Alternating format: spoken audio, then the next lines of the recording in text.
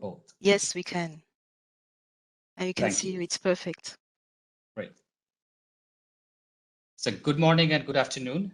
Greetings of the new year and welcome to the very first session of the second research conference on forced displacement, organized by the World Bank and UNHCR's Joint Data Center on Forced Displacement, School of Economics of the Universidad de los Andes and the Development Research Group of the World Bank.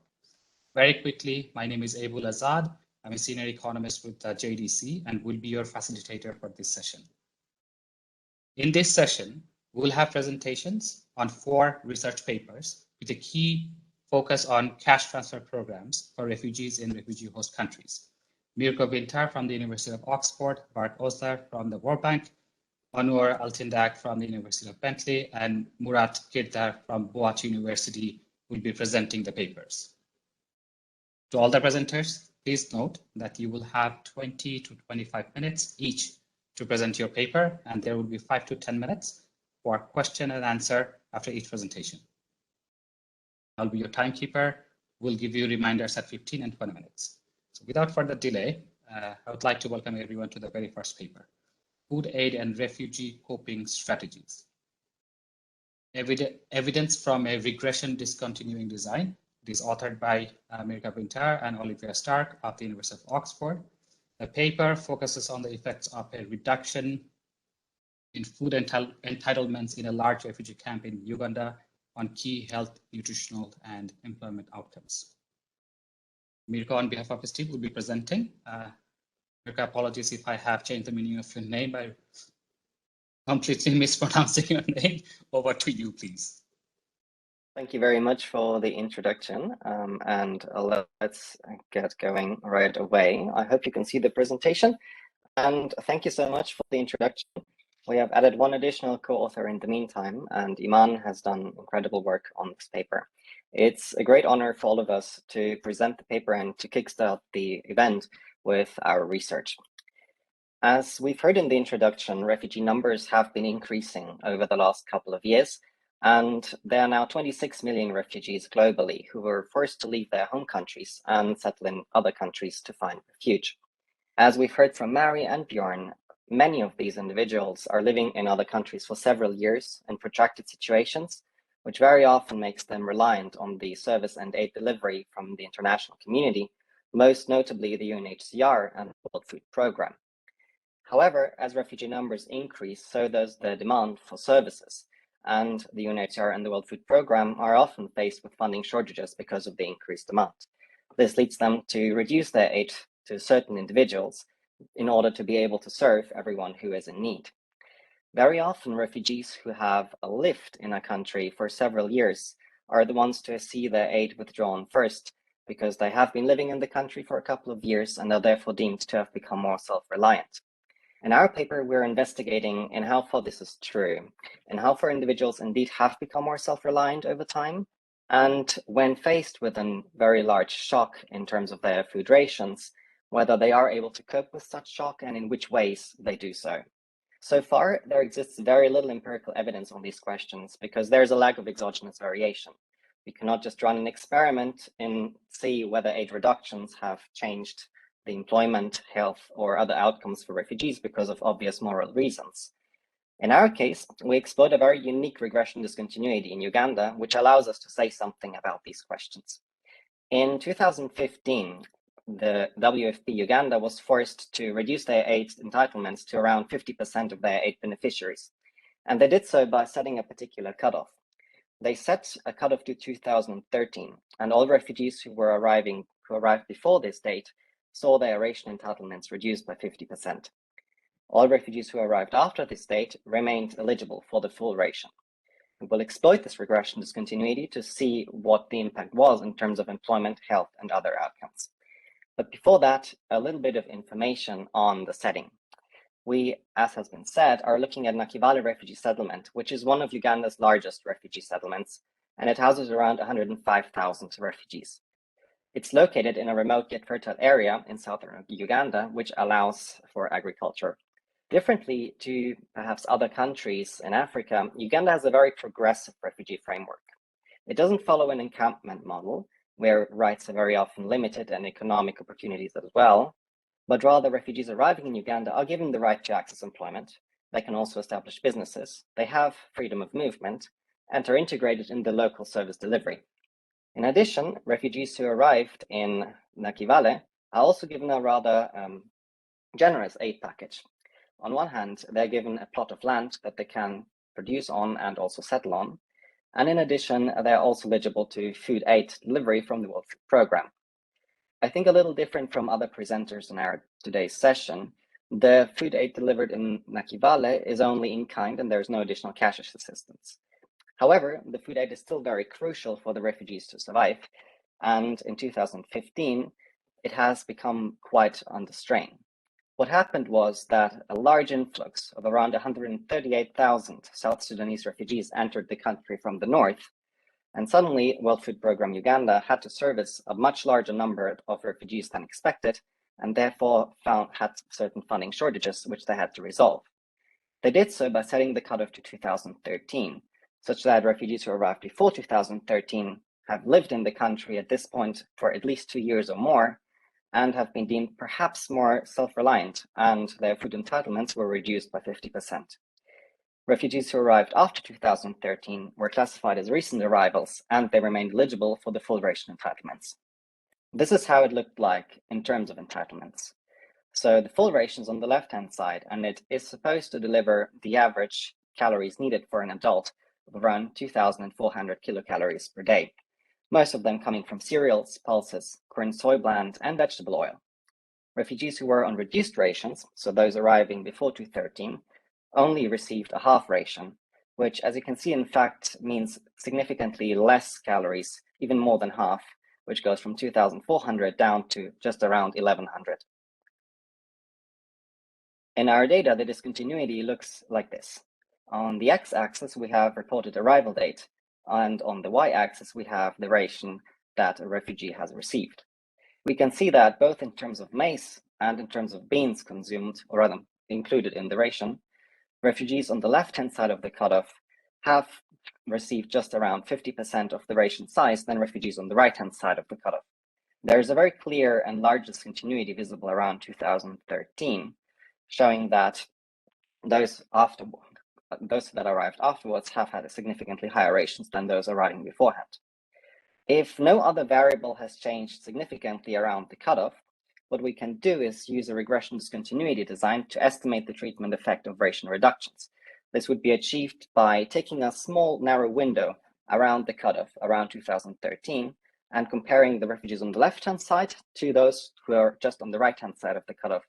And if there's no significant other difference between those two groups except then the food policy, then the difference in means between outcomes in these two groups, roughly speaking, would translate to the treatment effect that we would observe in terms of food ration reductions. The main assumption made here is that no other variable had a discontinuous jump at around 2013, which is the continuity assumption of an RDD. We do have a couple of reasons to expect this continuity assumption to hold. For one particular problem that we very often face with regression discontinuity designs is an anticipation effect. If individuals, for example, are able to anticipate a policy, they would have an incentive to self-select into the group that is more favorable for them. In our paper, we would have a large problem if refugees arriving around 2013 would have the opportunity to self-select and, for example, postpone their arrival for a couple of months and therefore arrive after the cutoff and therefore be part of the control group. However, in our setting, this is very unlikely or actually even impossible to have occurred because the policy came into effect in 2015 and uses a retrospective cutoff, which means refugees who were arriving in 2013 had no means to actually anticipate a policy that would happen 2 years in the future, and therefore would not be able to anticipate a policy and change their arrival date accordingly. In addition, the policy was unexpected.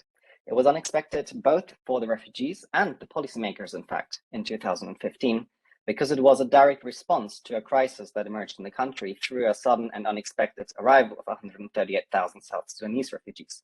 This arrival can be interpreted as a quasi-exogenous shock, and that led to the World Food Programme experiencing funding shortages, and in conclusion, to the food policy. We might be somewhat worried that if a large amount of refugees arrived into the country, Nakivale and refugees living in the camp would be affected in different ways than just the food policy. For example, through changes in the labor market or perhaps the composition of refugees in the camp. However, the influx of refugees into Uganda was really limited to the northern parts of the state. Not really many South Sudanese refugees moved into the south where Nakivale is located, and in fact, in our data set, there's not a single South Sudanese refugee. Therefore, we would expect the impact on Nakivale to have not been really significant, except for the change in the nationwide food policy from WFP. Since there have been very few exceptions to some extremely vulnerable individuals, and also the elderly, our regression's continuity design is fuzzy, which does not have significantly strong implications for our results, except they will be applying to the subset of compliers and not the whole refugee sample. Given that the continuity assumptions are holding, we can use different RD estimators to estimate the treatment effect of food ration reductions. And we do so by using state-of-the-art typical estimators developed by Polonico et al. We also cluster our standard errors at the enumeration error level in order to incorporate the survey design, which has also been a very typical one. We use a two-stage sample clustering, where first enumeration areas were drawn, those were villages, and then a mapping exercise was performed afterwards. We then draw a set of households from each EA. And since we were stratifying by nationality, our sample ends up being representative of both refugee communities in Nakivale and the two biggest refugee communities, which are the Somali and Congolese refugees. The survey was conducted between March and April 2018, and on total we have around 1,600 refugees in our sample, 800 Somali and 800 Congolese. So applying our RD estimates into our data, these are the main results that we find. Perhaps a quick note on interpretation. Similarly to the regression's continuity literature in general, we compare the right-hand side of the cutoff to the left-hand side of the cutoff. However, if you remember, what is a bit different is that in our case, the right-hand side of the cutoff comprises the control group on higher rations, and the left-hand side, the treatment group, which experienced ration reductions, which means if we see a positive coefficient in this table, it means that those on higher rations also had higher outcomes than individuals on lower rations. For example, if we look into our preferred specification, which is panel B, a non-parametric estimation using control variables, which are gender, age, marital status, and educational attainment of the parents, we see that refugees on higher food rations had on average a significantly higher calorie intake. They also spent significantly more on food, are slightly less food insecure, and slightly more likely to travel to other parts of Uganda. We did not see any sort of impact on dietary variety, health, or the likelihood of having a job. If we translate these treatment estimates so that they relate to ration reductions, what we have just found was that refugees in lower rations consumed on average 36% less calories per week, which means 530 kilocalories per day. And they also spend around 35% less on food. The second part might be curious, since it implies that aid and expenditure are complements and not substitutes. And we might have expected that when rations are reduced, individuals would have to spend more to make up for the difference, but in fact, they spend less. One potential explanation for this could be a common and quite widespread practice, especially among Somali refugees, of ration selling. Very often Somalis for whom the contents of the rations are actually not culturally inappropriate food, would use parts of their rations, sell them in the market, and then use the cash received in order to buy the sorts of foods that they enjoy consuming. And therefore, when rations are reduced, automatically also their cash is reduced and therefore expenditure. That could be one potential reason. What we saw is that refugees on lower rations were also more food insecure by around 5 points on the FIA score of insecurity. Lower rations were also associated with less travel between Nakivale and other cities, which is also actually a good result, or rather a result that helps in our identification, since it seems to be the case that it's only refugees who have higher rations who are able to move out of the camp and pursue other economic opportunities in other cities. One thing that we would have been worried by is if refugees who have experienced ration reductions would leave the camp, as then our treatment group would have been a little bit contaminated. However, what looks to be the case is that in order to leave the camp and have other economic opportunities, it is necessary to have a higher ration, or at least those on lower rations are more likely to move. We did not observe any sort of impact on dietary variety, on health, or the likelihood of being employed. And the second part has really made us curious, as we would have also expected that once individuals are faced with ration reductions, they would need to search for new income earning opportunities in order to make up for the negative income shock, which is also something we found with recent studies on COVID. But it is not the case, and there could be two potential reasons for this. First, that even though Uganda has a very progressive policy environment, having a job and finding one in Nakivale is actually still quite challenging, as there are not as many economic opportunities available, and the refugees have to also compete with locals. Plus, very often refugees would need education certificates or just other certificates to prove their skills, which they do not possess, and therefore their competitiveness in the market might be hindered. A different reason could be that there is underlying heterogeneity in our populations, and that, for example, you could imagine if one portion of the refugees in our sample would have positive treatment effects and others would have had negative ones, then when we aggregate them together, it could be that the aggregate effect is not discernible from zero. We look into this second hypothesis by splitting our sample into the two main subgroups of refugees that live in Nakivale, the Somalis and the Congolese refugees. There are actually a couple of reasons why we would expect the treatment effects to differ between those two groups. For one, their background is rather different. Somali refugees come from an urban background and are very often well connected within their network. They have a large Somali network both within the camp, within Uganda, and also between different countries that they might be able to rely on in times of need. Congolese refugees tend to not have that sort of network.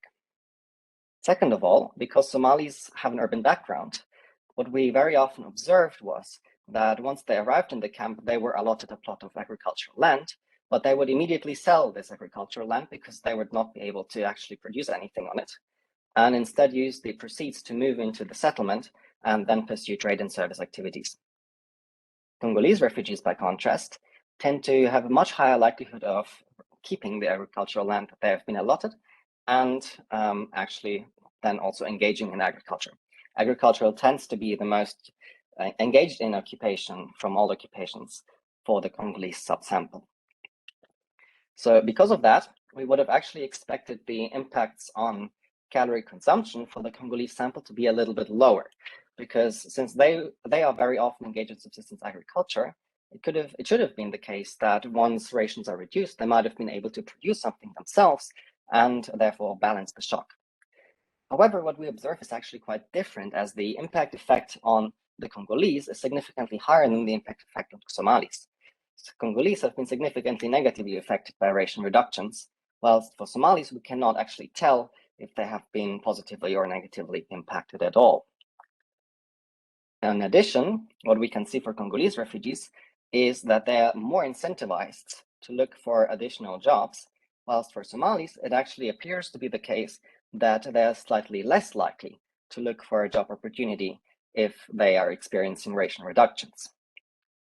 There is a second curiosity for Somali refugees, which we will investigate, and this is dietary variety.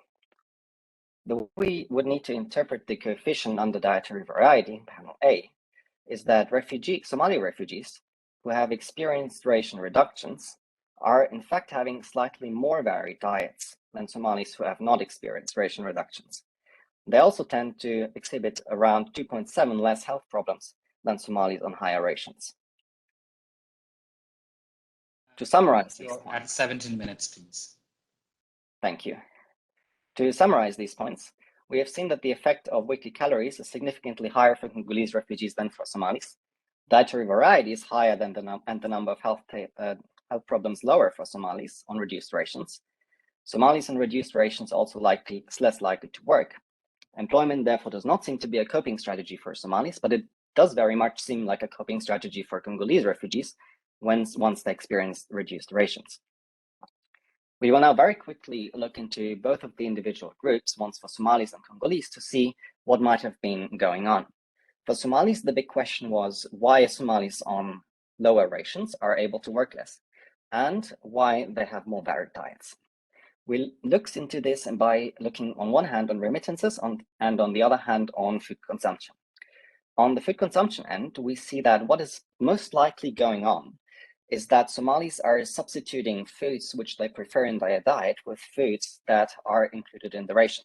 The Somali diet usually tends to be very meat heavy, whilst the contents of the rations, like maize, cereals, and beans that you've seen before, tend to be not considered culturally appropriate foods. The impact estimates in this table tell us that Somalis, when they experience ration reductions, tend to consume significantly less meat, and instead they consume significantly more beans and nuts. We cannot say that maize, cereals, potatoes consumption is significantly different. However, the coefficient does signal that it seems that Somalis are consuming more of these parts of the ration, although it's not completely significant. Therefore, it does seem to be the case that experiencing ration reductions means that they move away from their typical meat consumption and therefore increase the sorts of foods like beans, nuts, maize, cereals, and potatoes. These foods, however, are also significantly more calorically dense, which increases the calorie count for them, and also more varied, which therefore increases dietary variety. So what seems to be going on is that while rations have had an initial negative impact on their caloric consumption, the substitution in foods that is going on afterwards does mitigate this a little bit, since they tend to consume more varied and slightly more calorically dense foods. Somalis also have a very strong network within their community, and it seems to be the case that they are able to rely on this network in times of needs. Looking at both the extensive and intensive margin of receiving remittances, Somalis are significantly more likely to receive remittances if they experience ration reductions. Also, the monthly amount received tends to be higher, although not completely significant, although significant at the 11th percent level. Congolese refugees are slightly different, however, since they cannot rely on this internal network, and therefore, as we have seen before, are more likely to have to start a new economic opportunity. What we wanted to look into is if we split the job dummy into agricultural work and non-agricultural work, from which sort of type of occupation does the increase in labor supply come from? And what is very interesting for us to see is that, in fact, it is increased supply in non-agricultural work that drives the results on the job dummy. Congolese refugees, therefore, who have experienced reduced rations increase their supply to non-agricultural work, although they actually have an agricultural background, and therefore the agricultural works could be a competitive advantage for them. We looked into this through a little bit of focus discussions and qualitative interviews, and what seems to be going on is that the land quality and the sustainability of agricultural jobs has changed over time. As more and more refugees have entered the camp, there has been just a fixed amount of land available, and therefore the same amount of land had to be allocated to more and more refugees. The average plot sizes have therefore very slowly but steadily over time reduced. Sometimes even plots had to be reallocated, which means that if one is a refugee arriving in the camp, it could be the case that within the next couple of years, your plot of land would be reallocated to a different refugee, because the land ownership still lies within the country, the government. This means that there is no incentive to really invest in the plot of land, but rather an incentive to extract a lot of resources out of the land, which is what we have observed. In fact, land quality over time has decreased and therefore made agricultural jobs less and less sustainable. In summary, we saw that refugee communities adopted different coping strategies. Somalis with lower food rations consumed fewer preferred food items, and they substituted them with other items, which were cheaper, parts of the ration, but also richer in calories and a little bit more diverse. Somalis were in general better connected, and those with lower food rations could therefore rely on their remittances network in order to balance a negative shock. Congolese did not have such a network and therefore had to increase their labor supply in order to balance the shock. And they did so by increasing supply to non-agricultural jobs, because agricultural jobs has become less and less sustainable due to a decreasing land availability over time and decreasing land quality. We have run through a couple of robustness checks, which out of interest of time, I'm not going to go through now, but of course results would be available upon request if we wish to. But in general speaking, our results are robust to all these different specifications that you can see on the slide. To conclude, refugees subject to ration cuts have experienced significant declines in caloric intake and food expenditure, around 35 to 36%. They are also for more food insecure by around 5 scales on the FIA's food insecurity scale. We've also seen that coping strategies have differed by refugee nationality, such that Somalis have substituted preferred items with cheaper ones from their ration, which are, however, also richer in calories, and they have been able to rely on their remittances network to balance the negative income shock. Congolese refugees did not have access to such a network, and instead they have become more and more involved in non-agricultural jobs. In conclusion, we can say that it does not seem completely likely that self-reliance has been achieved in the long run, and both of our refugee groups are still quite significantly reliant on food rations, and a negative shock to these rations has forced them to use quite a couple of coping strategies. On this point, I would like to conclude and thank you all very much for, I see a question on sharing. I'm sure that all presentations will be shared, but thank you very much for your attention, and I'm looking forward to questions. Thank you, Mirko. It was such a wonderful presentation and thought-provoking evidence. So to everyone, all the participants, if you could type your questions, please. We see that we have already a couple of questions from George and also from Adnan. And I also would like to mention that this session is being live broadcasted in YouTube. So there might be some questions in that platform also. If Agnes could help me with that, please.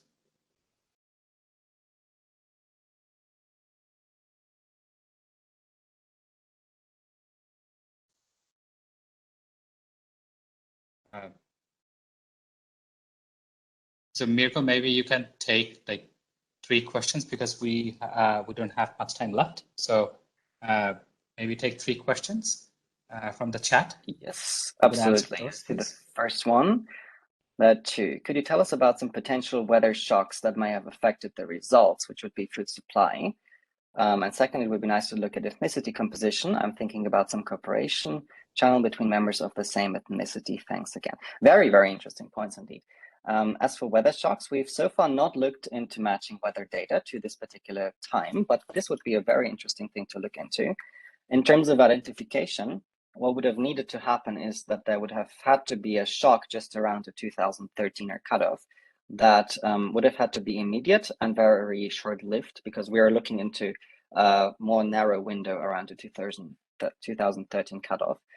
And then it would have to affect just one of the 2 groups, which could be very interesting for the Congolese refugees as they're agriculturally reliant. But that might not necessarily explain the impact on the Somalis refugees, since all Somalis would be engaged in opportunities that perhaps are not directly impacted by weather changes. But I will definitely write this down. In addition, ethnicity composition. I'm thinking about cooperation channels between members of the same ethnicity. This could also be something to look into. That is very useful, as we do ask in our questionnaire a couple of questions in terms of the perceptions of both refugees and the host community, and perhaps also between each others. But we have not yet looked into these informal channels between the ethnicities yet. Our understanding so far has been that refugees tend to stick to their own communities and rely on these communities very much. So we have not, for example, seen any sort of changes in the remittances network of Congolese refugees or help from their own community. Whilst also for the Somalis, we have seen an uptake in remittances, but we have not seen an uptake, for example, through informal lending within their own community. Thank you very much for both of these. And what we have here? What were some key conclusions, especially in terms of government and/or agency policy approaches? Second, did the study go outside the camp settlements into the local community, and what were the comparable or otherwise counter-granular findings of the course implications? Perhaps on the first one. As I see our study, what we are really trying to achieve first and foremost is opening up the black box that is ration reductions. So in the past, it has not really been possible to look into what is actually the impact of a ration reduction, as there has been a lot of study looking into, for example, what is the impact of cash assistance or in-kind assistance. It is still a different situation when such assistance is withdrawn from communities. And because very often these situations tend to be very reactive and therefore not having any sort of exogenous variation to them, there's actually very little knowledge about how individuals react in terms of these related to ration reductions. So our, I think, first added benefit is opening up the black box and understanding just per se what happens in refugee communities when they are subject to such ration reductions, which I think many of us know is something that happens not just once, but actually regularly because of several funding shortages. So for policymakers, I think the first step before implementing a policy would be to look into what are the consequences of these policies. And I think this is where we come in and help them understand a little bit better of what might be going on. And the second point that is very important to highlight is that there has been very important heterogeneity between the refugee groups, which is related also to their background, to their economic upbringing and their skills that they have. And for policymakers to keep in mind is that refugees are very different in terms of the communities and also in terms of their skills and coping strategies. Therefore, when one particular policy is implemented, these differences might materialize in very different ways and therefore also lead to different types of vulnerabilities that governments should be aware of. Okay, Marco, thank you. Okay, thank you very much. Thank you very much. For everyone, so this is the only paper of this session that the link was not provided for the full paper. So maybe after the conference, we can share the email address of Marco so that he can share the paper with everyone. So yes, thank you, Marco, again for such a wonderful presentation. So in case they can, I'll be in touch with a couple of questions later. But right now, let's get to the second paper. It is Children on the Move, Progressive Redistribution of Humanitarian Cash Transfers Among Refugees. The paper presents the results of the impact of the emergency social safety net in Turkey. This is the largest cash transfer program of international refugees in the world. The paper is authored by Bart Osler, Sigden Selick, Scott Cunningham, Fukando Sivas, and Luca Perisotto. On behalf of the team, Bart Osler will present the paper. Bart, over to you, please. Thank you, Dr. Azam. Can you hear me? Yes, I can hear you. I'll okay, unmute perfect. And stop the video. Great.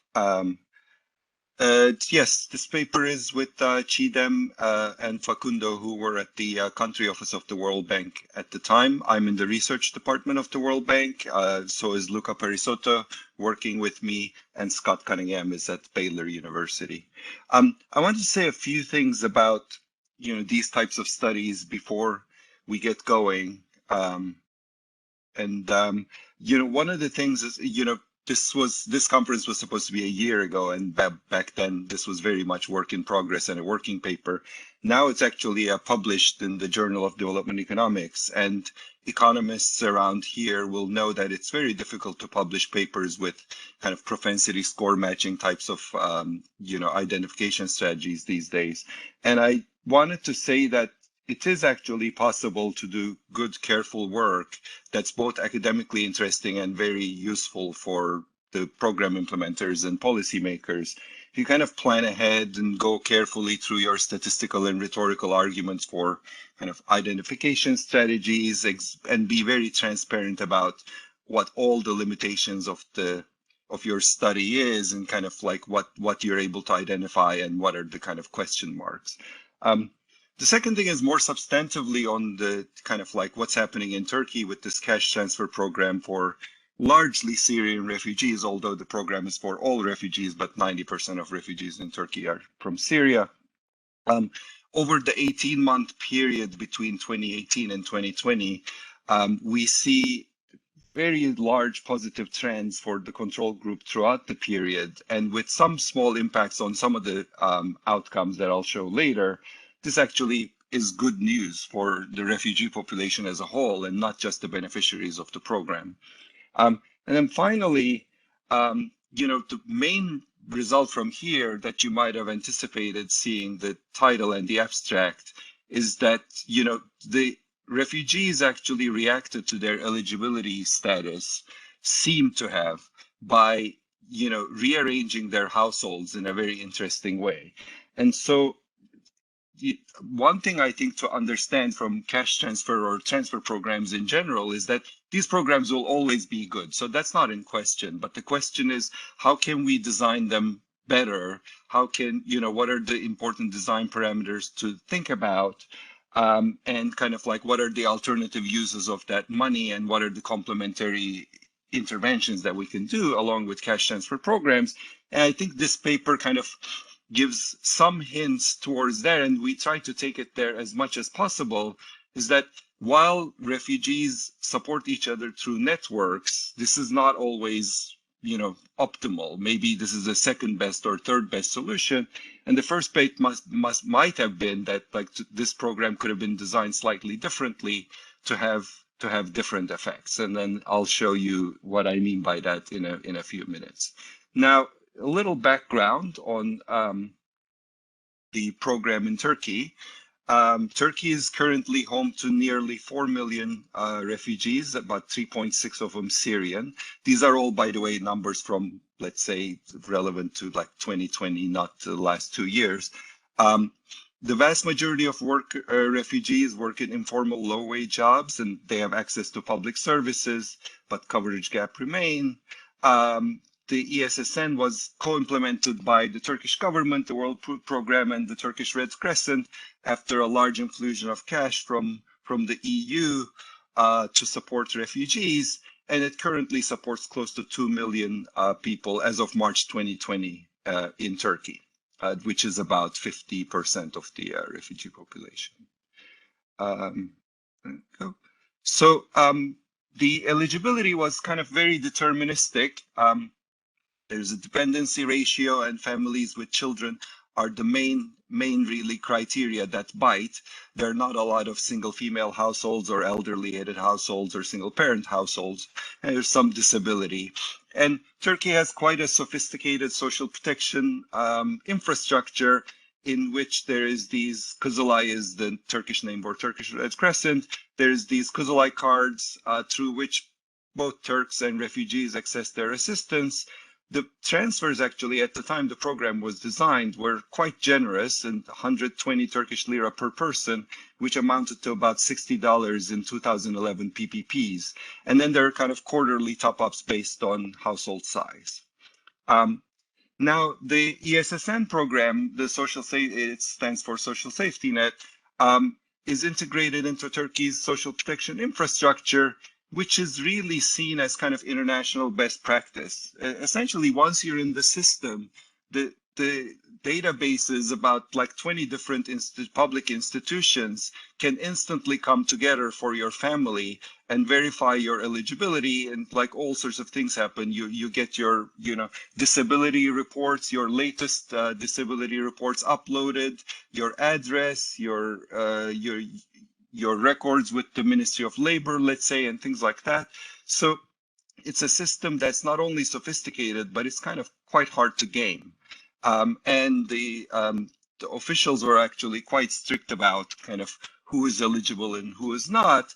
So, and then ideally, social workers are supposed to make household visits within a year of application to verify some of the information, but the criteria are also regularly kind of digitally checked on a monthly basis. So for example, if there's a new birth into your household, an ineligible household can become eligible, or a disability report is kind of withdrawn and this person is no longer considered disabled, or somebody reaches age 19 and no longer a child, etc., vice versa, right? Once a household is registered, however, it can be difficult to change the data on the application, with maybe some delays and things like that. So while the system is hard to game, there can be discrepancies in household characteristics between the actual household characteristics and what is in the registries, right? This can be due to lack of documentation, literally typos on names and things like that. Linking household members who have been registered at different times and so on, right? So our colleagues, Chidem and Facundo, along with WFP and Turkish Red Crescent, were involved in kind of designing this study before we were asked to come on board to help. And the random sample of almost 9,000 households stratified from 5 regions of Turkey was drawn. And it's important to note that this sample was drawn about 4 or 5 months after people were start the application process. The decisions on their eligibility were already made, but they were not announced. And definitely the transfers had not started. They didn't start until June of 2018. June of 20, I think that's a mistake, 2017. I think it should be 2018. And then the transfer started kind of immediately after the baseline surveys, which happened between February and May. And then we have 3 rounds of 6-month, 12-month, and 18-month follow-up surveys on our primary outcomes. These are all phone surveys designed by the World Food Programme with inputs from our World Bank colleagues and collected by the Turkish Red Crescent. There was a 4th round that was supposed to happen in early 2020, but the pandemic hit and it never happened. So we're left with 3 follow-up surveys. Now, I mentioned earlier that there might be lots of study limitations, and it's good to be transparent about those. I'm going to go over them here because it's actually quite informative to just kind of know what kinds of things you might do to address some of these things, which are likely to be common in studies where the conditions for evaluation are less than ideal. So the first thing is, of course, this program wasn't randomly assigned. So in the end, after looking at all the options available to us that were non-experimental, we decided on an inverse probability weighting scenario. And essentially, you're estimating kind of how likely is a household that I see at my baseline survey is to be eligible for the program. And the propensity scores essentially kind of tell you, well, these ones that have very low probabilities and these ones have very high probabilities. And you can see that with ones with very low probabilities, 90% of them are in the control group, and then very few are in the treatment group. But there are enough in the treatment group that I can actually match these households to each other and upweight these guys to just kind of get an estimate of kind of the effect of the program for these people compared to these people. At the other extreme, when somebody is extremely likely to be in the program, such as they have 5 children or they have a dependency ratio of 2 or something like that, then you can see that 90% of them are in the treatment group, about 10% in the control. But again, there are enough people who somehow ended up in the control group due to some mistakes, etc., that I can again match them and upweight the control group to just get an estimate here. And in the middle, actually, we have literally a 50-50 split, kind of like people who are sort of likely to be eligible. They seem to be equally likely to have ended up in the treatment and control. So you can see that here there's a little balance table. Before we do our propensity score weighting, the treatment group looks very different than the control group. It's almost bigger by like a 1.25 people, much larger dependency ratios, the kind of like their coping strategy scores are lower, their per capita expenditures are lower, so on and so forth. But after we match, all of those things go away, we get very good balance. And then actually the joint orthogonality test here is kind of like 0.9, which is very good, right? So that's the statistical bit. The rhetorical bit here is that, well, you might say, well, how did this happen? Why are people who are very likely to be eligible not eligible? And the best we can tell is that these are literally random bureaucratic mistakes that are due to discrepancies between de facto household status and the de jure status that's in the system, right? So for example, if a family had been split somehow, and then, but there was no other differences between 2 families. One had their registrations in different times for different people, and then the other one all together. And then later on, it was difficult to kind of link people's registrations. As a result, one of them ended up eligible, the other one didn't. There isn't really much substantively different between these households, but there's bureaucratic reasons why initially one was deemed eligible and the other not, right? So second thing quickly to talk about is attrition.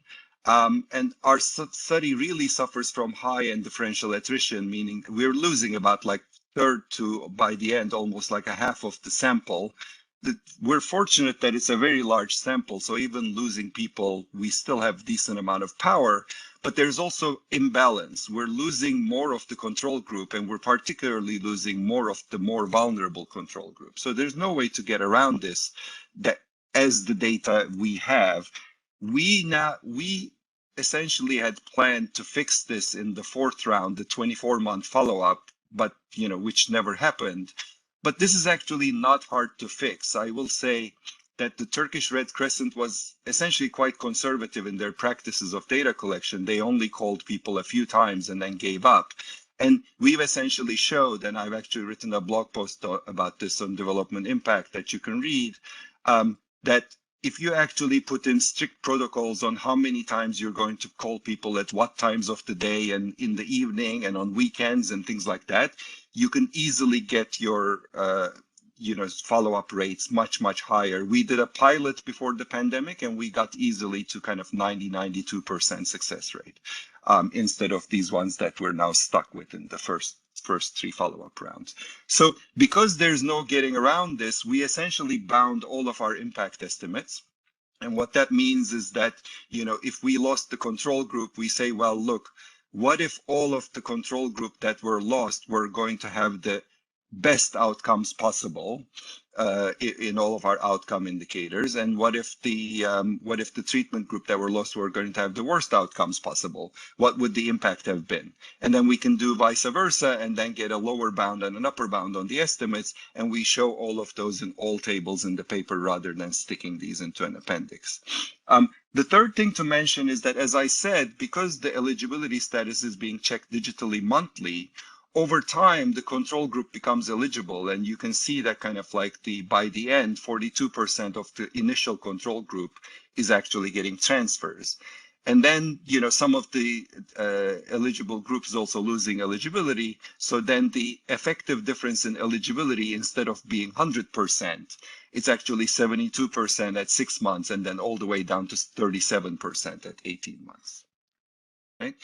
Finally, I call this slide a SUTVA violation because it's actually a threat to identification, because there are huge spillover effects. But this is also the main finding of our study, which is that we see a huge movement of children from better off to less well-off households.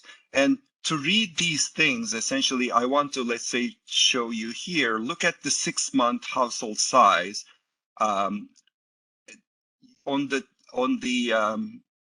On the vertical axis, you have the change in household size between baseline and 6 months after the baseline.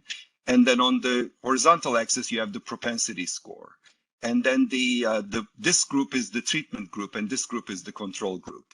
And you can see that these are the kind of least vulnerable refugee households. In the treatment group, they're growing by about half a person within 6 months. Whereas the least vulnerable control group, there's no change in their household sizes. As you go along, however, you see that now the worst of treatment group aren't really growing in their household size, but the worst of control group are shrinking by about a person. And on this panel, we just focus on, instead of total household size, children under the age of 17, and you can see that all of that change pretty much is due to the movement of children, right? If I clicked on some of these characteristics here, you can see that the households that lost children from the control group and the households from treatment that gained children from the treatment group are very, very different. The ones that are losing children are really big households, lots of children, low per capita consumption, not attending school, more likely to be female-headed, and so on, right? So essentially, we're seeing kind of like this churn among households of children moving. And I should note that this is not just from control group to treatment group. This is happening from control to control, even treatment to treatment. It's just that it's happening from worse off households to better off households, and the net effect of that is a movement of children from control group to the treatment group. Now, this is a finding in and of itself that has policy implications, but it also is an identification assumption violation in that if there are spillovers now, it's much harder for me to say what is the impact, the traditional intention to treat effect of this program on people, because that would assume no spillover effects. The control group would be pure and not be benefiting or suffering from the fact that there are other people around them who are being treated. So how we interpret our estimates is that it's not actually the intention to treat, but the value of treatment, which is that given that there are people around you who are being treated, what is the value of being treated for you, right? So with the COVID pandemic, you can think of this very easily. You can actually think of kind of a being in a community where 99% of the people around you are booster vaccinated. They have their 3 vaccines right now.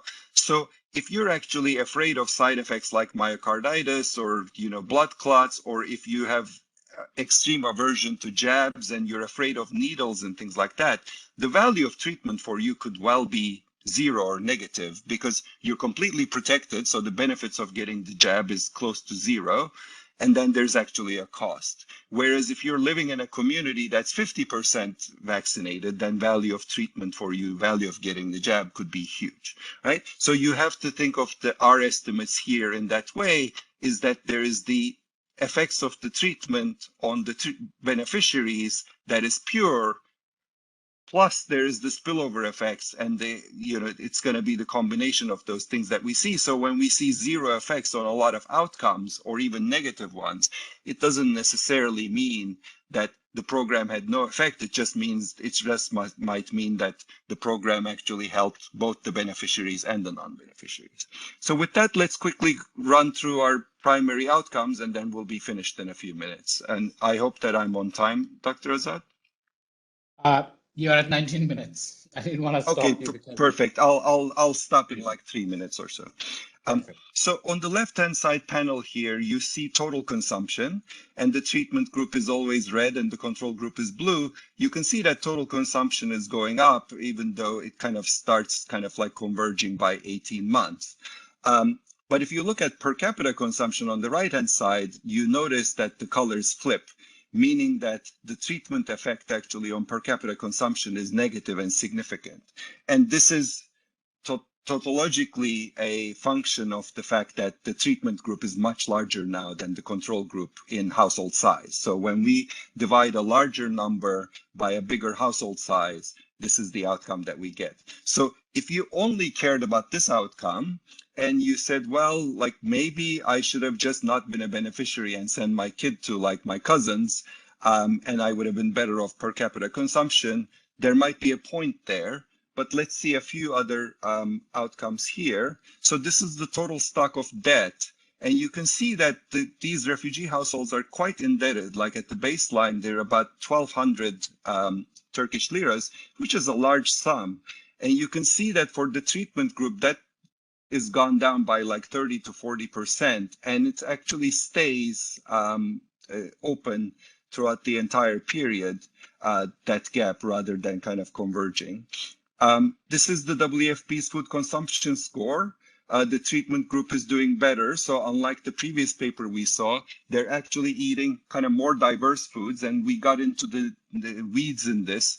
We see that they're eating more fruits and vegetables and more proteins from animals that come from animals, such as dairy, eggs, meat, and fish.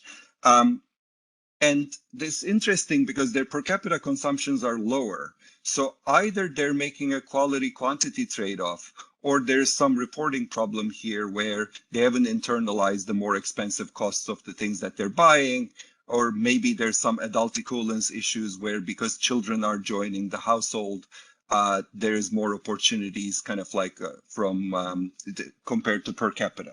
But nonetheless, we do see slightly more diverse consumption in the treatment group. The coping strategies are actually not, like at the 6 months treatment group is doing a little bit better, but that quickly converges and sometimes even reverse themselves. Schooling trends are actually nice in the sense that you can see in the baseline, less than 50% of the kids are in school, but at the end of the study period, it's up to 70%. no difference between treated and control households. But we do, on the right-hand panel, we see some heterogeneity where the most vulnerable households, treatment seems to be having an effect on school attendance rather than not. Some of you may have questions about the CCT program for schooling that was happening simultaneously in Turkey. There's a nice little explanation and an appendix analyzing that in the paper. If you're interested, we don't have time to go into it here. And the biggest message here is that the FGT0 stands for the headcount index here. You can see that about 25% of the refugees are below the $3.20 poverty line at baseline. And that is essentially halved, regardless of which group you're in. In fact, it's more reduced in the control group than the treatment group, which is a function of the per capita expenditure results that I've shown you. Inequality is down also tremendously in the entire refugee population, not just in the beneficiary group. Especially, you can see the Gini goes down from 26 points to 21, 22 points, which for those of you who study inequality, if you see a 1 point difference, that's kind of a significant difference. So within 18 months to have a 5 percentage point decline is a huge decline. So we can't, this is a before after comparison, strictly speaking. So we can't attribute all of this to the cash transfer program. But if you ask me, I would have said the cash transfer program must have helped. And these reductions in poverty are, yes, some of it is time trends, but some of it is the help that they're getting. These are the CDFs that you can see. Essentially, what's happening is you're seeing that this is 6 months, 12 months, 18 months, and essentially these cumulative distribution functions of per capita consumption dominate the baseline, meaning that poverty is lower for every poverty line between the 320 and 550. By 550 or so, some of the lines start crossing. And let's conclude. The program led to some improvements in total consumption and food security, and then these households have also a little less debt. There is some evidence that we find that the transfer might have crowded out some labor market earnings. We see that by the end of the study period, the control group is earning about 100 liras more than the treatment group on average in the labor market. And the thing that I want to end with is essentially this idea that, well, look, maybe it would have been best to have more budget for this program so that we could have treated more people with the same amount of money, and that would have limited some of this movement of children that we seem to be detecting.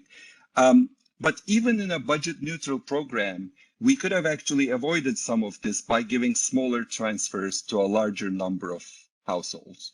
And in particular, one could consider universal child support grants or old age pensions that could allow all refugee households to adequately support these populations while you do your targeting for able-bodied adults, etc.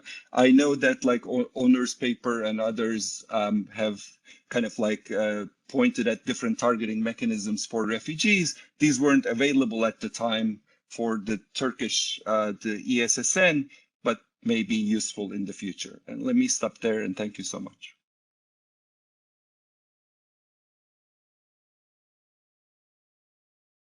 Thanks, Park. You are right at 25 minutes time.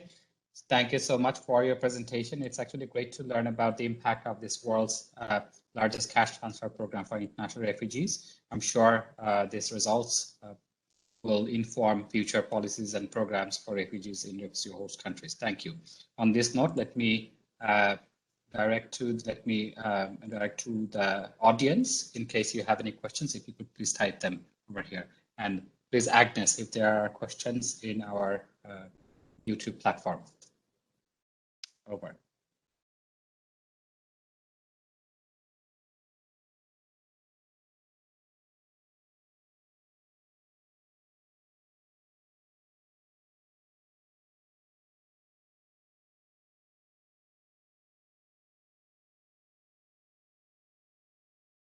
And also to mention that our co-author Stephen O'Connell, so he mentioned something about this paper on the chat platform. So please take a look. We don't have any question on the YouTube platform yet.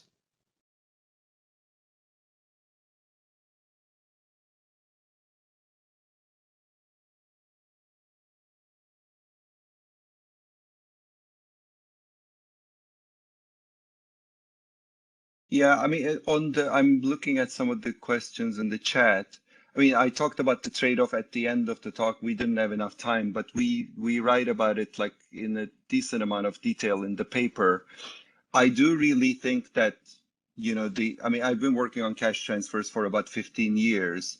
The amounts at the time that this program was designed and started per person are quite generous.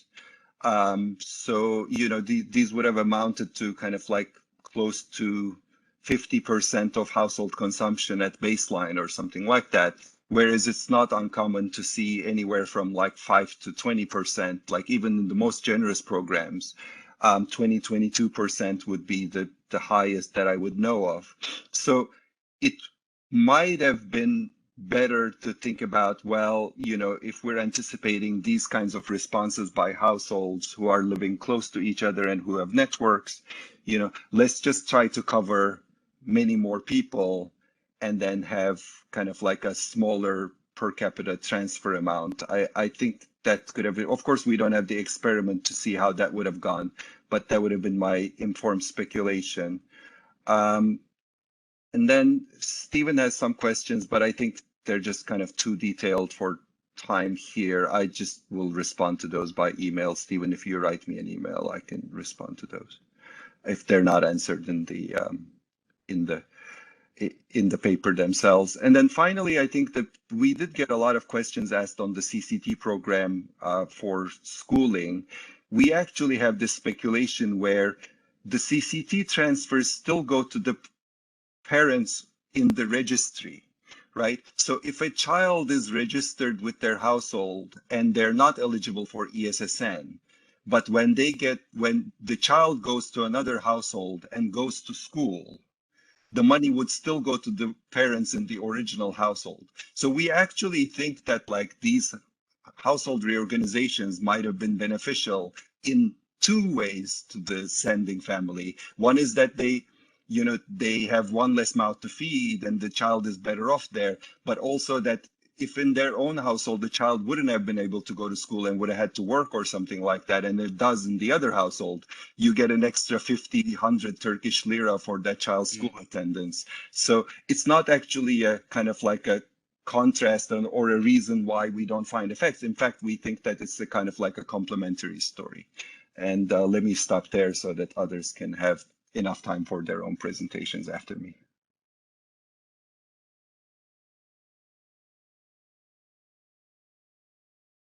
You're muted, Azad.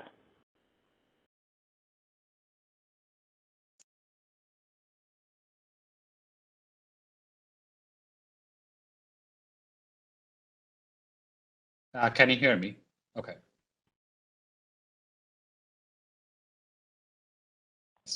I guess you can. Thank you, Bart, for your presentation. Perfect. Thank you very much for your presentation. Let's get to the third presentation. The third paper is the short-lived effects of unconditional cash transfers to refugees. In this paper, Onur Altindag and Stephen O'Connor studied the effect of year-long unconditional cash-based assistance programs for Syrian refugees in Lebanon.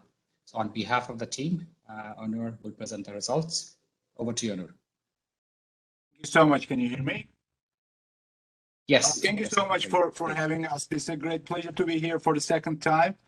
And thanks, Berk and Mirko, for setting the stage. I try to live up to their standard. And I'm going to present joint work with Stephen O'Connell from Emory University, and I teach at Bentley University here in Boston. Steve is on the chat, so please do not hesitate to ask any questions, and he will simultaneously answer. In this paper, we're presenting the results from a study in Lebanon. We're looking at the impact of unconditional cash transfers on the well-being of refugees in the short run and a little bit longer term.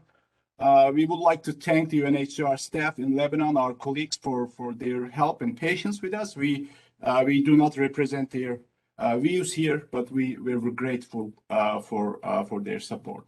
So let me just motivate the topic a little bit. Unconditional cash transfers are very popular anti-poverty tools. Currently, more than 100 countries rely on UCTs to alleviate poverty. Their immediate benefits are extensively studied in economic development literature. They're popular for a reason. They're transparent, they're easy to implement, and they directly target the credit constraints, which we assume are the cornerstones of poverty. So they also have the potential to move impoverished households to a better and sustained equilibrium through relaxing credit constraints and generate savings, asset of purchase of productive assets, and avoiding on relying on expensive credit. The UCTs have become so popular actually that the structure of the social protection programs in humanitarian settings changed as well. Currently, a large share of the humanitarian aid is distributed through cash-based programs, through United Nations-led response plans, in the hopes that they can achieve both immediate relief and help with day-to-day coping mechanisms, but also longer-term poverty alleviation and self-reliance for the refugee population. But obviously, poverty is multidimensional, and anti-poverty programs might need to address multiple issues that create these poverty traps. And in that aspect, the longer-term success of these programs vary a lot. And there are, if you just look at the literature, you can see that there are two kind of things that show up. One is that matters. One is the core design features. The transfer values are important. The amount of transfer that you provide to the beneficiaries, the duration of the program, and also how the transfers are used is important. And recent evidence actually suggests that the purchase of productive assets and migration are key drivers of a longer-term prosperity and more sustained effects. And secondly, beneficiaries matter as well, like how much initial capital endowment they have. Do they have market access, especially labor and insurance market matters. And an existing institutional framework obviously is important, especially the legal framework in the setting. And you can see that some of these issues are actually highly salient in our context, which is forced migration, as refugees live in a transitional state with very limited access to some of the markets and legal support in the host country. And we think that some of these issues actually might explain the results that I'm gonna present here. So our main kind of question that we're trying to answer in this paper is the cash-based assistance to the refugee population, is that a tool for temporary relief, but can it provide longer-term sustained benefits? And so we estimate during and after programs of two large at-scale cash transfer programs. These programs are year-long, one-year programs, and our main argument in this paper is that actually these programs are very effective in providing temporary relief in multiple measures of economic well-being. But the observed effects dissipate shortly after. I mean, we're talking about a 6-month time frame. They dissipate right after the program ends, and we try to explain why. The two programs that we study are quite large in terms of transfer values, both in absolute and relative terms. So one program, which is a multi-purpose cash program, provides over $2,000 per year per household. Another one provides around $1,600 per household, and a large number of families are eligible for these programs, which also the programs also kind of the transfer values are large in relative terms that correspond to 40 to 50% of the counterfactual household consumption. And the beneficiaries are Syrian refugees in Lebanon who are under temporary protection of UNHCR. They have similarities and differences with respect to the native poor population, which I go into details in a second. But the most important ones are they lack assets. They usually leave their assets in the home country. They're mostly excluded from the institutions in Lebanon. They're recent migrants and they have exposure to conflict, which might reduce the possibility of having sustained effects on in these programs. So our contribution is for a wide range of economic well-being outcomes. We show evidence that UCTs are highly effective in improving economic well-being, and these findings are in line with the existing literature. But we do show that the effects almost completely vanish within months after the program cycle ends. We show that the reason for this is not myopic behavior or transfer values. These programs are very large. The term structure also doesn't seem to play a role. We find similar fallbacks to the initial consumption level for households who receive assistance for 1 year versus 2 years and so on. And we do think that the economic volatility is one of the reasons that the programs do not have lasting effects, and the limited capacity of households to basically save. The analysis that I'm going to present in a second is an observational study, but we fully specified the regression samples, the specifications, the variable definitions, the falsification test, and even the multi-hypothesis corrections. We have specified everything and followed it almost religiously. So let me just give you a little bit of background information. So we're in Lebanon. There are more than 1.5 million refugees, mostly Syrian. The inflow started since 2011. In general, the households are large, equal in gender, young, and relatively lowly educated. The refugee population is poor, but not ultra poor. So we're talking about around the median of $2 per day per person consumption. There are no camps in Lebanon. The refugees are integrated through in urban and rural areas, and they do not live in camps, despite the fact that there are informal settlements in places like Bekaa, for example. Cash-based programs are managed by sister UN institutions that provide more than $350 million annually. They reach to the half of the population. We're looking at 2 programs. One is the multi-purpose cash that provides $175 per month, and this will go to the poorest, the most vulnerable, 60,000, roughly speaking, every year, 60,000 households. And then on the top of that, we have the food e-card program that goes to the 60,000 poorest households, but it goes above that and provides $27 per person per month to the 120,000 households, roughly speaking, per year. So which means that there will be 60,000 households that are eligible for both programs. And the programs are targeted through a proxy means test approach. So there's a prediction model that uses a nationally representative expenditure data and predict a vulnerability or poverty score for each household. So they extrapolate the prediction to the full population and assign a poverty score for each household, a predicted poverty score for each household using the observed characteristics that are available in the administrative data. And then they implement the programs, implement the threshold-based assignments. So basically would have try to reach to the poorest 60,000 households, let's say, and then the next household wouldn't be eligible when the budget is exhausted. And a standard kind of RD approach is possible. It creates discontinuity in eligibility around those thresholds.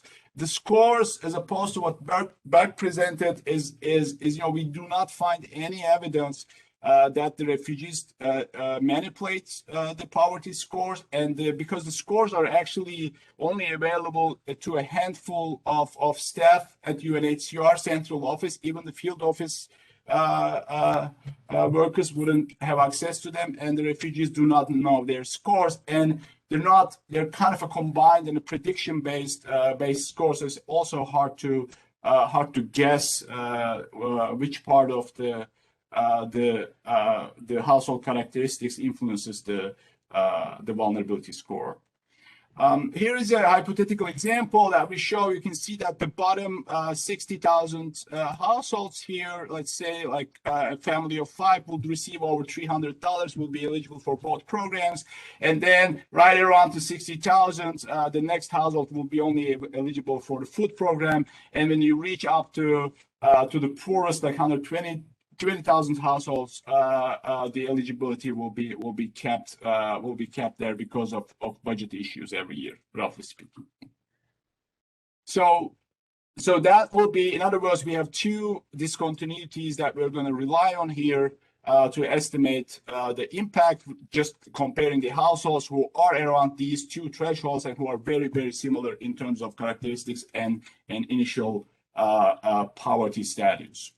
So we use both administrative and survey data.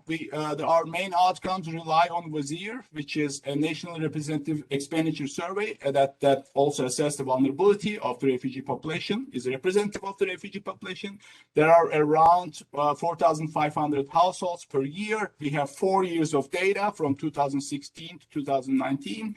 And we merge this data with the existing administrative records on the vulnerability scores. And the one nice thing about this data is that whenever we observe a household in a survey, we have the outcome for that household. We can go back in years and actually find their poverty score and their assistance status in all the previous years that they were in the country. And not only we have the poverty scores that were assigned, we also know the actual assistance if the families receive assistance or not through UNHCR's assistance tracking system. We look at a wide range of outcomes. We look at expenditure, the first stage set of outcomes that are expenditure and consumption. We look at overall and subcategory. We look at child well-being outcomes, the likelihood of being out of school, child labor, and child marriage. We have health outcomes. We have food insecurity and food. These are just like food coping strategies, things like borrowing food or sleeping without food. And we create an index based on these coping strategies, which are quite common in the refugee population. And we also have livelihood coping strategies, which is basically living in very low quality household structure or house structure or accepting exploitative work and so on, and an index created based on these livelihood coping strategies. And to explain our results, we look at asset holdings and cash savings as well. We have 2 time points that we estimate these effects. One is the during program effect. So this will be, we observe households while they are receiving assistance and they're right in the middle of the assistance cycle. So the eligible households will be receiving assistance when we first observe them, and then we also observe them after program, and this falls into because of the way that the data is collected, the outcomes are observed like 18 months after the programs begin, which means that because the programs are 1 year, this is exactly 6 months after the end of the program. So the households received assistance for 12 months, but when we observe them, they are actually not receiving assistance from the focal cycle. So which gives us a nice kind of different 2 timeframes that we can look at the economic well-being. I'm not going to go into details in the. I think Miko has done an excellent job in explaining what regression discontinuity is. But we're going to restrict the sample to the 2 thresholds that we observe households in either side, and we're going to fit local linear functions, and we're going to estimate the jump and the change and the drastic change in we're trying to find drastic changes in our outcomes around that focal points. And I'm also not going to go over the design validation graphs here. We have a large battery of tests in the paper. For those who are interested, we look at density tests for manipulation of the scores.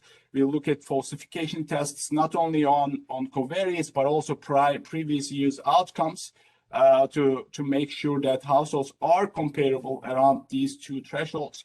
And also we'll look at whether the actual assistance have an impact on the score for the next round. And all these tests tell us that the research design is in this setting is valid. So let me just show you the first stage. So these graphs will look similar throughout the presentation. So maybe I spent just a little bit of time on this. On the x-axis, what you're seeing is the distance to the eligibility threshold for two programs. Here at the multi-purpose cash, and here you have the food e-card program. The first panel shows that the current assistance status has nothing to do with the assigned score in that specific year, but if you look at the impact of the current year's poverty score on the next year's eligibility, you see a large jump here, almost religiously applied around the threshold. And this is due to the fact that, households who are just a little bit above the threshold in terms of poverty become eligible, while those who are just a little bit below are not eligible. And this holds for, these are during program effects, the middle panel. You can see that that on average, families who were eligible receive additional $30 per person per month, compared to what we call the control group. And then these cumulative transfers also hold 6 months after the program ends, when we observe the households 18 months after the beginning of the program. And then we'll look at expenditure. So here again, we have the multi-purpose cash on the upper panel and the food in the lower panel, and then left-hand side is the during program effects, and the right-hand side is the after program effects. So on the left-hand side, what you look at is that it just shows you that it's downward sloping trend, which shows that the prediction is doing a good job of predicting expenditure. The families who are poorer have higher poverty scores, so they're approaching to being eligible, and you see a large jump here. And this is in the range of 20 to 30% increase in consumption, a substantial increase in consumption, and this is because of the multi-purpose cash program. We estimate actually 7 to 8% increase in consumption through food, but this is really not powered enough. But if you look at this specifically, which is the food program is designed for the food consumption, there is a similarly substantial increase in food consumption. You can see those results in the paper. So during the program effects, there are two things: that the families who are beneficiaries, they increase their consumption substantially, and they also increase their food consumption, those who are eligible for the food programs. Whereas in the 6 months after the program, these effects completely vanish. And actually, you can see it, almost a negative effect here. That's quite imprecise. But the households who are eligible, who were eligible, and who received assistance for 12 months are equally likely or have the same consumption levels as households who have never received assistance up that point. And we're going to see the similar graphs for each of the outcomes that we look at. We look at separately child school enrollment. The multi-purpose cash program increases school enrollment and also decreases child labor. But then once the program ends after 6 months, we go back to the initial level. The foodie program do not have any impact on child well-being, both during and after the program. When we observe the households, we do not find across board for short-term or longer-term for health and healthcare access, because we think health is capital and hard to change. That's one reason, and the other reason is there are also a lot of other programs and support in place by UNHCR and WFP in terms of health and healthcare access. So we're not surprised that we find no impact on health, both in the short run and the long run. You can see the food program has, these are in the range of 0.3 standard deviation effects, quite substantial effect in improving food insecurity in the short run. But in the long run, again, the impact of food program also dissipates, and multi-purpose cash program has no impact on food insecurity, or this impact is more muted compared to the food e-card program. Livelihood coping strategies, again, Around 20 minutes, please. Thank you. I'm right on time. Thank you so much. And when we look at the livelihood coping strategies, again, we see on the range of 0.1 to 0.2 standard deviation, which is, we consider sizable effects, improvement in livelihood coping strategies in the short run, both by the multi-purpose cash and the food e-card program, but longer term effects, again, we find the beneficiary families to be very similar to families who have never received assistance and versus families who received assistance for 12 months. And when we look at them 6 months after the program ends. And across board, this pattern keeps emerging. Unfortunately, we have limited measures of savings and assets in the surveys. So please bear with me when I try to explain these results. What do people do actually with the money, what they purchase, and if do they do anything productive with the assistance that they receive is an important question. We sort of answered that question, but not fully in this paper. So what we show is that if you look at the beneficiaries of multi-purpose cash assistance, you see that households actually try to save and they had higher savings. And this is around like 7 percentage points compared to a control of like 31% increase in savings. But they also are substantially more likely to spend savings to cope with income shocks that they receive. And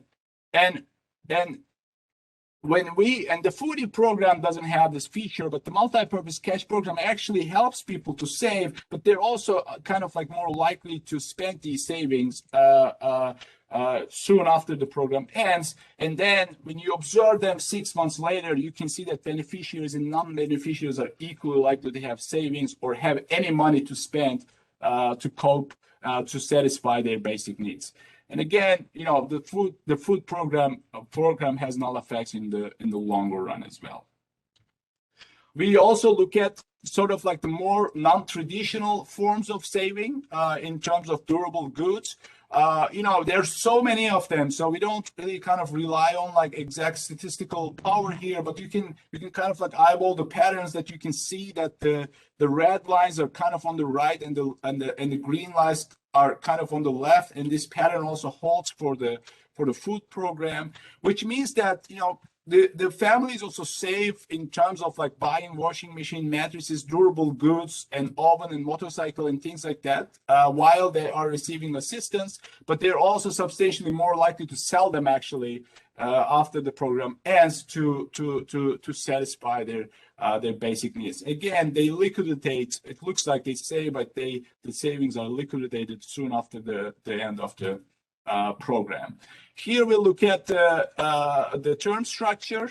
We're comparing families who were never eligible for the program and who became eligible for the first time. And these effect sizes are very similar to families who received assistance for 2 years versus 1 year. So in other words, the term structure doesn't seem to matter in terms of like short run and the long run effects. You see very, very similar patterns when you split the sample by continuing beneficiaries versus those who are newly included. So term structure doesn't explain that. We look at temptation goods, it's all across board. This is validated by other studies too. There's no increase in consumption of temptation goods such as alcohol and tobacco. Refugees used the transfers to take children out of work. They go back to school. They try to save and purchase durable goods. So those are kind of like, or they also spend money to satisfy their basic needs.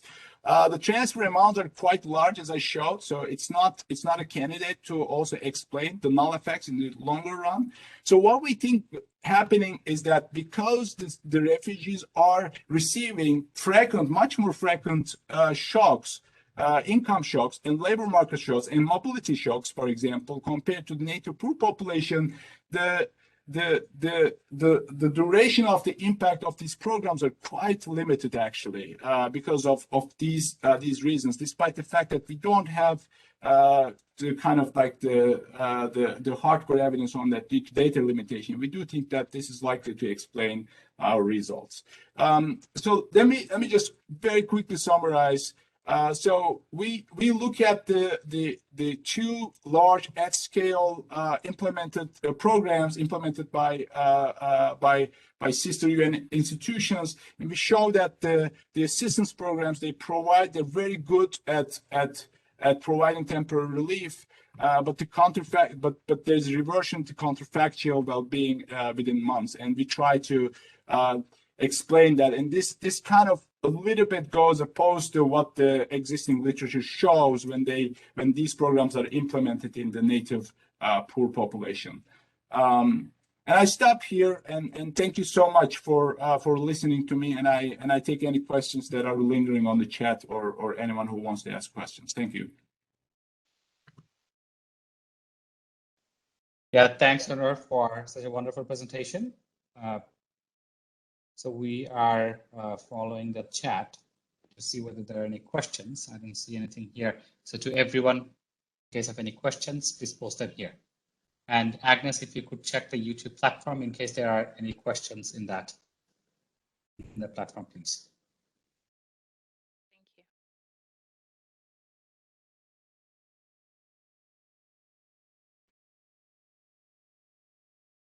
So I don't see any questions here yet, except for a clarification from Bart and. I apologize for the confusion. I didn't mean to say manipulation. And I was talking about manipulation in our setting. That in other words, like we don't see families reorganize their observable characteristics to become eligible. That's what I was trying to say. Thanks for clarification. So let's give it 30 more seconds. In case there are no questions, we'll move to the fourth presentation. I see one question there. Have you noted any difference in the long-term impact between beneficiaries that are refugees waiting to be resettled and refugees that are not eligible for resettlement? My impression is that we don't have the numbers, but the resettlement figures are quite low in terms of numbers, and it's very hard, even though we don't have the data. But even though we have the data in our setting, it will be very difficult to identify separate effects for the refugees based on their resettlement status.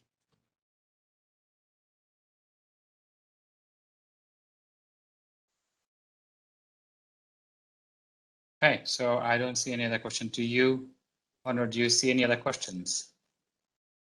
I don't think I see any, but thank you so much, and you can reach out to me through email. And we also have the paper on the webpage, and we welcome any comments that you might have in the future. Thank you so much. So there's a question from Thomas. Maybe you could address that. Oh, okay. Since we have 2 more minutes.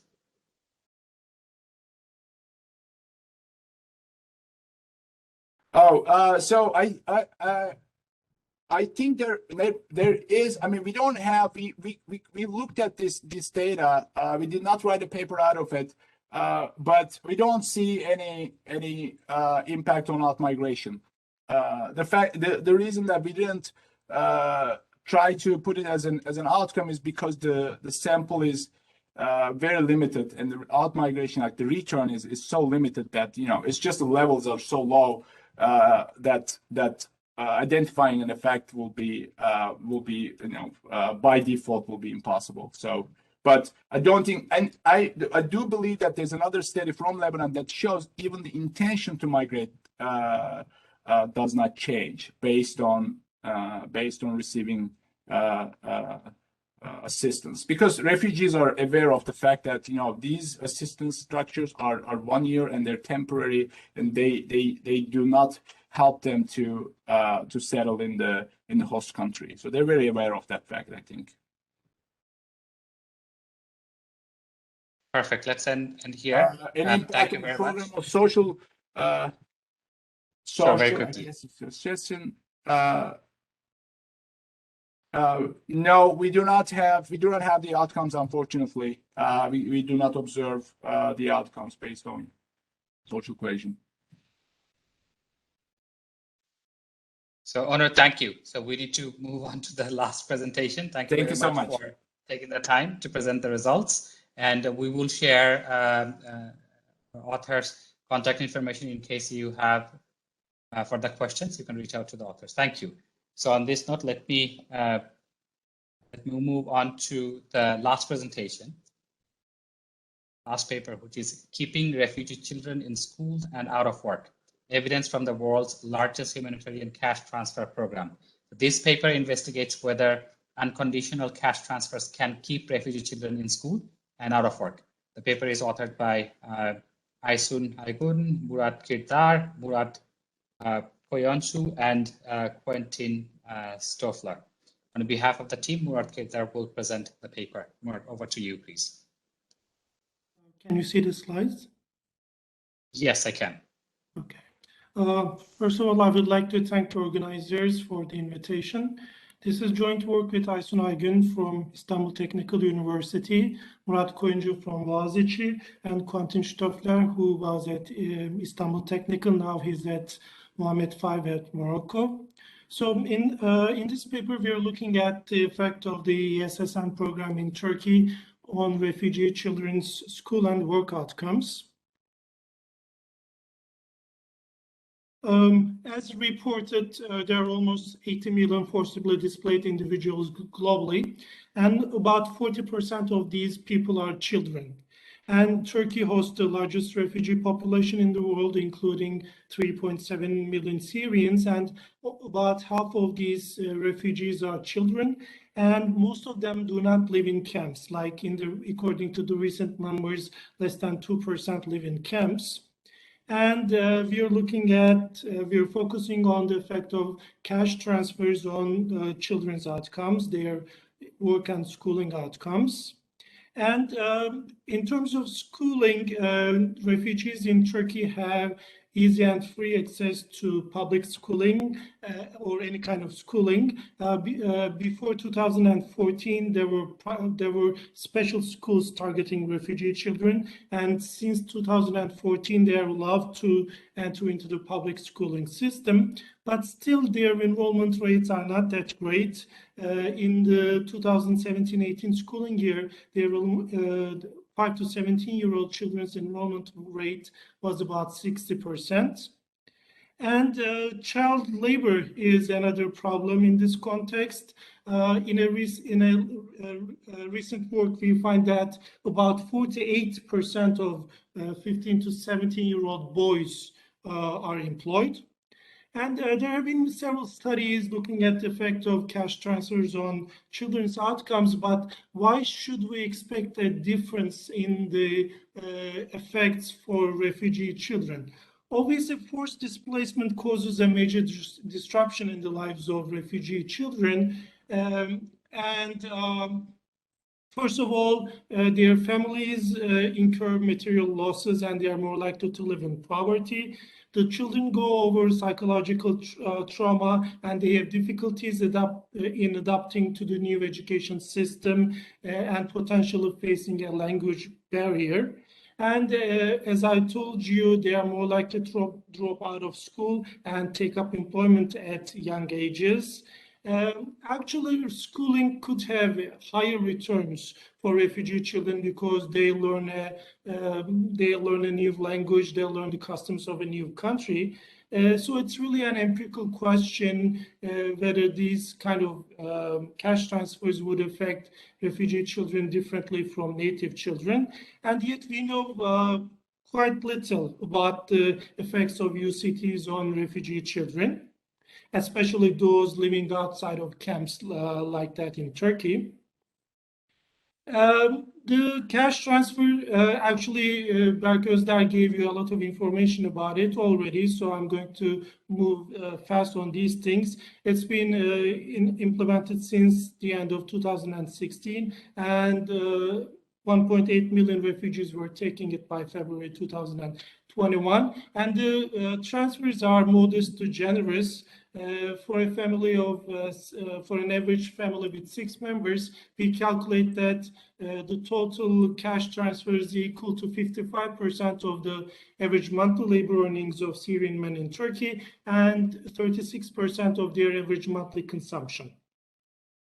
And this paper, along with the 2 papers that you have listened to, is some of the first evidence of the impact of a large-scale cash transfer program on the education and employment of refugee children.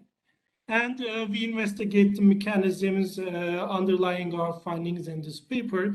The data set that we use is the comprehensive vulnerability monitoring exercise conducted by the World Food Programme, and it's representative of the refugee population in Turkey. And we basically use the dependency ratio criteria within a regression discontinuity design.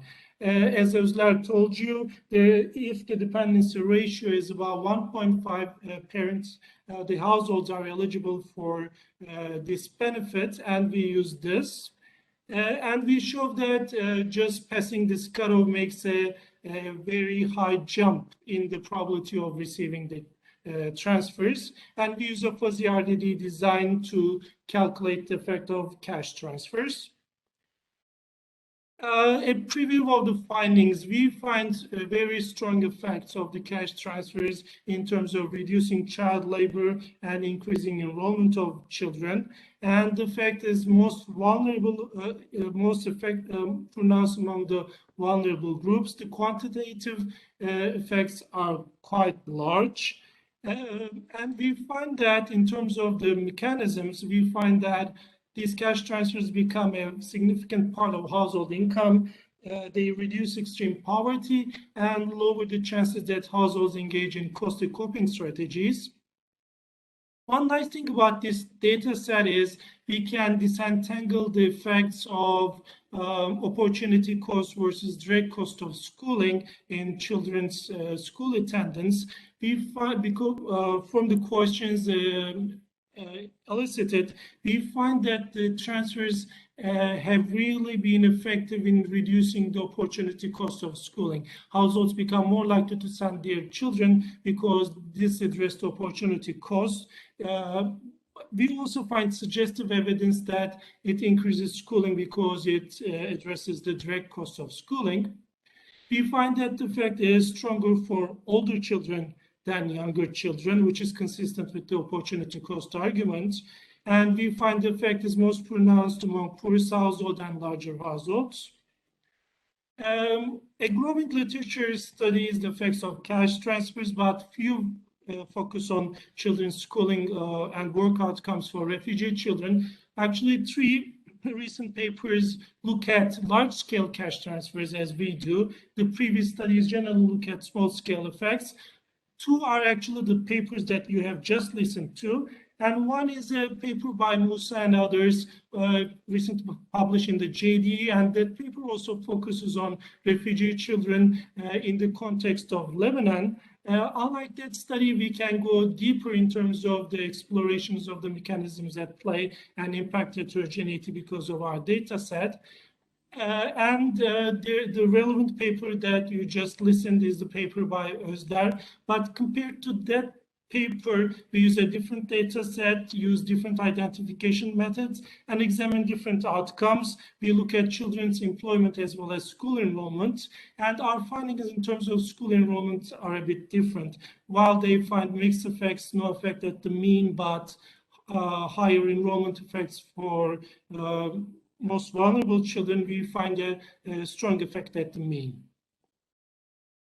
The policy, Özlem already told you about the policy. So basically there are 6 criteria, and we are using the criteria that matters the most, the dependency ratio criteria. And I already told you that the transfers are generous. Another important thing is that this program does not operate in a vacuum for children's outcomes. There is another big EU implemented project called PICTES, and this PICTES provides language training, backup training, catch-up training, and teacher and staff training for refugee children.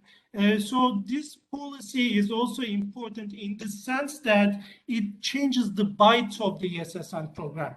This policy is also the CC conditional cash transfer policy is available to all households and conditional on their children sending to school.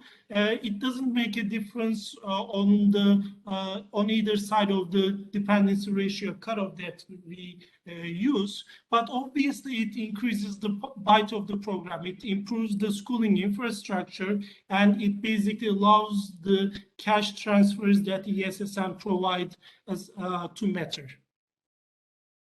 The data is the data collected by the World Food Program. We use the round 3 and round 4 because these are nationally representative.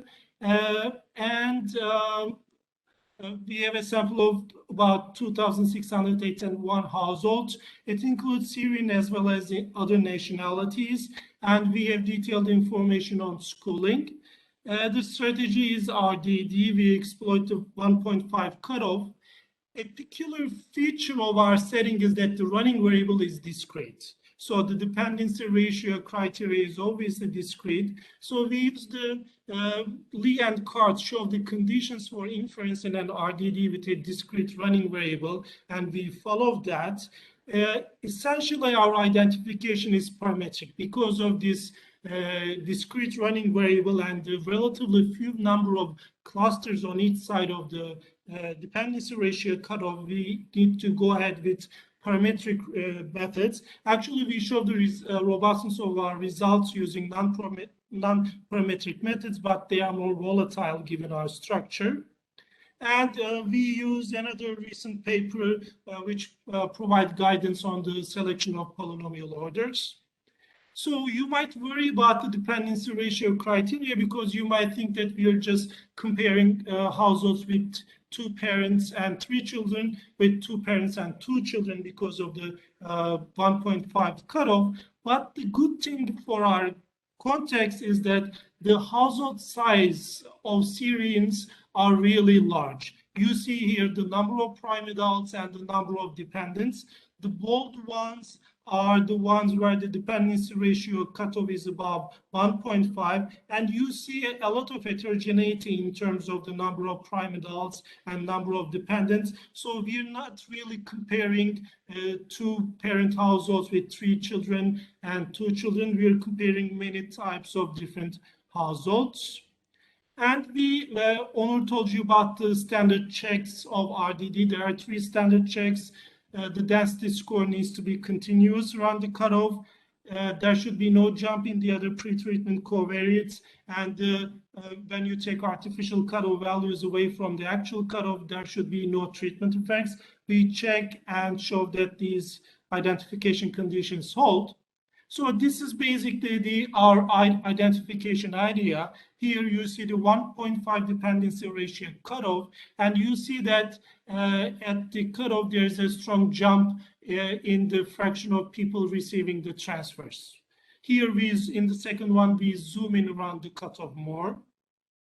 Here it's the same graph, but we control for the other eligibility criteria, and even when we control for the other eligibility criteria, you see a jump. So in terms of estimation, we use a fuzzy RDD. And in the parametric approach, we start with the full data and we gradually zoom in around the cutoff to assess the robustness of our bandwidth. And we use different polynomial orders for robustness. We use different definitions of the outcome variables like number, share, and dummy variables. And we use a rich set of control variables. Here you see the results in terms of the share of children working and the share of children not going to school. Basically, you see a strong drop in the share of children working and the share of children not going to school. And our results, these are the reduced form results. You see a reduction once you pass the dependency ratio cutoff. You see a reduction in the share of children working and the share of children not going to school. These are the 2-stage two SLS results, which are easier to interpret. Here, we're basically looking at the effect of actually receiving the cash transfers. So here we start with the full data, and in different rows, we gradually zoom in around the cutoff. Basically, the last one is the closest one to the cutoff. But again, as I told you, because of the discrete structure, we cannot zoom in too much around the cutoff because of decreasing number of clusters. But in this bandwidth range, our results are quite robust. We find that cash transfers reduce the fraction children not in school by 20 to 25%, and children not going, children employed by 10 to 15%. So actually, these effects are quite substantial. The fraction of boys not in school falls by 64%, and girls by 59%. In terms of school, sorry. In terms of work, the effects are even larger. Then we look at the mechanisms. So first we look at whether this becomes a main income source, and it does. We look at poverty indices, and in terms of poverty, especially for extreme poverty, we see a drop. The estimation results confirm this. You see that the cash transfers become the main or secondary source of income. And even though we do not find an effect on regular poverty index, we find a strong effect on extreme poverty. So it really helps with the poorest households. Next, we look at food consumption and other consumption and coping strategies. You see a jump in food consumption in the graphs and a fall in coping strategies. If we look at the estimates, the results show a jump in consumption, but not statistically significant. But if you look at the magnitudes, actually, these are not small. They imply about a 20% increase in food consumption, but not statistically significant. But the results in terms of coping strategies are statistically significant. And the other one, the interesting one, is the reasons for children not attending school. And basically, parents who report that children do not go to school because they need to work false. And it also falls for the case children not going to school because they need to stay home and assist family. Also, they don't go to school because they cannot afford to pay school expenses. And we find that the policy really decreases the incidence of the first two. Basically, it really addresses the opportunity cost of schooling. It really decreases the marginal utility households gain from sending from their children's earnings. In terms of affecting the direct cost, we find only suggestive evidence. Then we look at heterogeneity. We find a larger impact on older children, which is really consistent with the opportunity cost argument. I told you that about almost 50% of 15 to 17-year-old boys work. So it really works with that. It is more effective on less educated household heads and poorer household heads. It is more effective on parents who have been in Turkey for a longer time. It's more effective on Syrians. And not here, but we recently checked by household size. The effects on schooling is more effective for larger households, but no such heterogeneity for employment. We do several robustness checks. We use alternative specifications in terms of control variables. We do alternative ways of calculating standard errors, including wild cluster, bootstrap, and multiple hypothesis testing. And we put restrictions on household structure. We use a Donato RDD to rule out manipulation around the cutoff. And we use local polynomial approaches. And all of these show our findings are robust. In terms of further analysis, we also use other methods. We use a propensity score matching and with the same data set, and we use that the results are robust. And we also use the data set that Özdar and co-authors used. We used that data set and our methodology and show that our results on schooling and child labor are robust. So to conclude, This study shows that this multi-year program that provides modest and regular cash transfers produces a tremendous increase, positive effects on children's schooling attainment, and a tremendous decline in their employment because basically households overcome their financial constraints. And these effects are the strongest for the most vulnerable children, which is consistent with the best one luxury axiom. And we show that just providing cash alone without conditions generate these large positive impacts on child labor and schooling outcomes. In terms of generalizability, actually, many of the conditions that refugees face in Turkey are similar in many other low and middle income countries, particularly to the context of Venezuelan immigrants in Latin American countries or Syrian immigrants in Lebanon and Jordan, that they are poorer and they are more likely to work in the informal sector, like 98% in Turkey work in the informal sector. They have restrictions on formal employment. So in those senses, the conditions are similar. But there are some peculiar things about the Turkish context. First of all, the existing schooling structure absorbed refugee children has been really good. Children have free access to schooling and they can go to public schools. And more importantly, maybe there were complementary policies, which I told you before, the PIC test policy, which really improved the schooling infrastructure, particularly for the refugee children. So basically, it allowed the ESSI program to work better. So basically, we think that our findings can be generalizable to contexts where school and administrative capacities are similarly high enough to absorb and educate refugee children living outside camps. Thank you for listening, and I would like to take any questions you might have. Thank you, Murad, for such a wonderful presentation. So to the audience, so if any question you have, you can either post it in the chat platform, or you can raise your hands. We can manually unmute you to so that you can speak out and present your question. Over to the audience, please. Any question?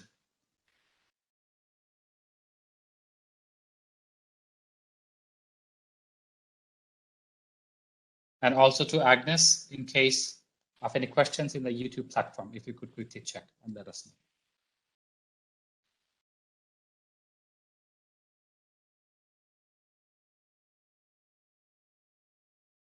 So I don't see any questions yet.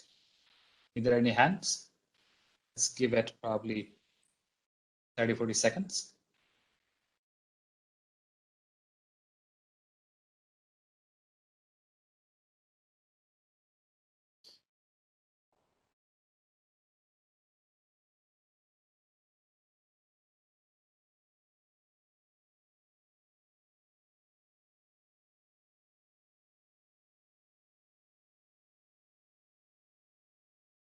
I guess your presentation was very, very clear. So that's why there is no questions, which is in a way a good sign. But at the same time, audience will have your contact information so that in case they have any questions. We're willing to receive any questions via email. Yes.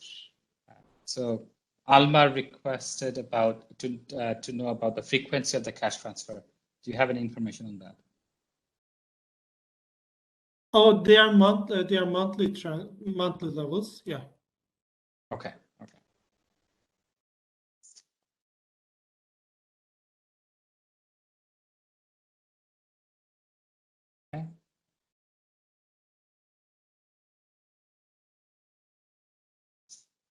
Any other questions, please? Please feel free to raise your hand. We will get you and go from there.